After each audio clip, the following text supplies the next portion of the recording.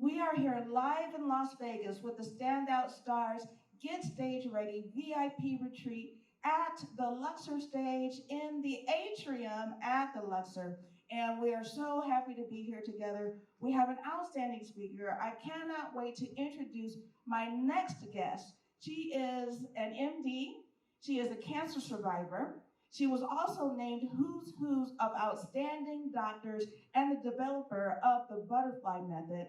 Please help me welcome to the stage Dr. Patricia Kaine.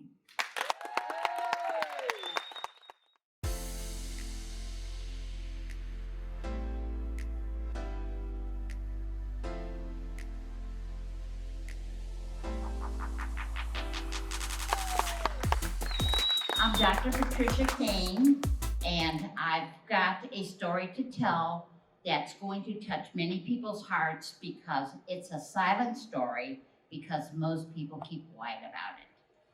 But you know from the news, there is such a thing as a suicide epidemic. Most people, because of our culture, don't want to admit it is them. I know the pain of suicide. I've been hospitalized myself 4 times for suicide ideation because I knew I was not safe with myself because I wouldn't make it for the next few hours alive. Besides that, I know the pain of being the family member left behind. My sister committed suicide. 2 of my paternal aunts committed suicide, and 2 of my maternal cousins have.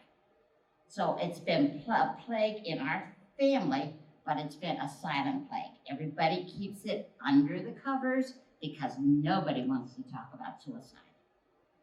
Consequently, there is a major problem. The suicide epidemic is going up exponentially, but there can be something to do to help people. Number 1, let's make it so it is not a silent epidemic anymore. And number 2, let's give people who are on the river towards suicide, going towards the falls, pull them out of the river ahead of time when they're only in the idea stage. I'm sure because of statistics, there are people in this audience who have either personally or know someone who has either died by, they haven't personally died by suicide or they wouldn't be in the audience, but they may know somebody or they may have thought of it. I developed a method, which I call the butterfly method, back in 1990. From 1978 to 1990, that's when I had my hospitalizations. I was averaging 1 every 3 years, have not had one since then. What is the butterfly method? Basically, my reason for calling it that is when I was suicidal, I felt like a caterpillar. Did I have worth? Yes, but my worth was to turn into fertilizer so somebody else could grow.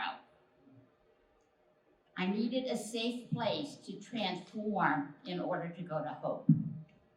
And that the safe place is for a caterpillar to change to a butterfly as a cocoon. And that's what I did. I come up with a method using many techniques which take too long to do. Nobody's gonna do them. I didn't want to, but when I came up with a way of grouping them together so it can be done quickly and rapidly and get transformed amazingly well, it worked fantastic.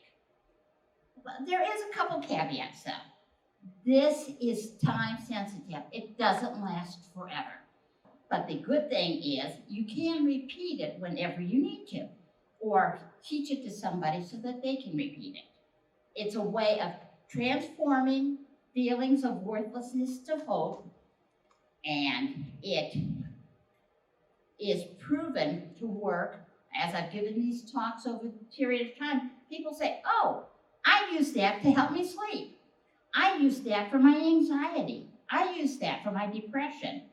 So I've sort of modified it from going from suicide to hope to going from distress to hope. The butterfly method has various steps. The first one I call stop therapy. When you hear a policeman blow his whistle or hear somebody yell, fire, everybody stops and pays attention. Their mind switches. My stop therapy is to say, I need to go to the bathroom. I have yet to have somebody say, no, you can't, do it on the floor. So it stops what's going on. Now that we've changed, we go into what's called deep breathing. And many techniques use deep breathing. That's where you take a deep breath in and let it out slowly. I do it very quickly to teach people how. One hand on your chest, the other hand on your abdomen. On the inhale, if the abdomen is moving, you're breathing deeply enough.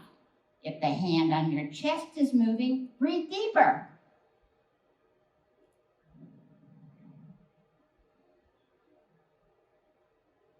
Now we've got the body and spirit involved. We've got to get the mind involved. And I do that with a mantra.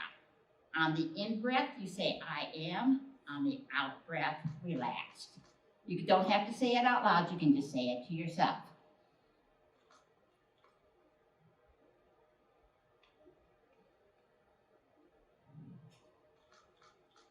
You're doing this on your walk to the bathroom, so it takes no extra time because everybody knows that's where you're headed.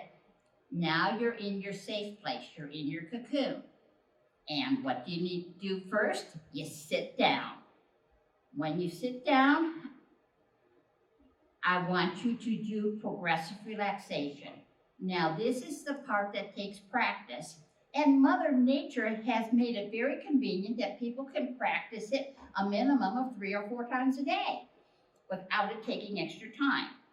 And with the progressive relaxation, most people know it from the head to the toe. I do it in reverse because I want you to end up in your mind. So tighten your feet, relax them. Tighten your legs, relax them, and work up the body. As you get more and more practice, you're going to be able to go, oh, I'm relaxing, and become a rag doll that instantaneously. Once you check your muscles while you're still doing your deep breathing to be sure that no muscle is tight. Any tight muscle will hold stress, and we're getting rid of it. We don't want it held. You wouldn't want to leave any other type of crap someplace. You want to get rid of it. So you've got to check on that. When you're totally relaxed, just visualize the mental crap going the same place the physical crap goes. Have it leave your head, go down your spine, and leave your body completely. While you're visualizing that, you can keep your breathing going and your mantra going. Check your body to make sure it's still totally relaxed. And when all the crap is gone, then imagine yourself in your happy place. I can tell you mine, but mine may not be yours. Somebody's could be a coffee shop, somebody's could be a mountain, somebody's could be a beach. Somebody even said that they like being trapped in traffic because they got an excuse not to get to work. But so you've got to go to your happy place. Picture yourself there. The mind doesn't know if you're there in person or in your imagination, but picture yourself there.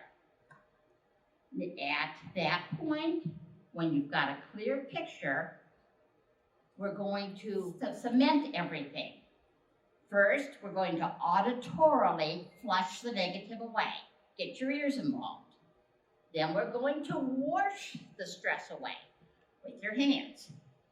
And then you're going to make a choice to either go to your happy place or make a phone call. When you make the choice, you're taking a step forward into your better future, into being your butterfly. If you're having suicidal ideas, we are here to help. There is a way for you or anyone to go from that to a more hopeful future, and that's what we're about, bringing joy to the world and getting rid of suicide.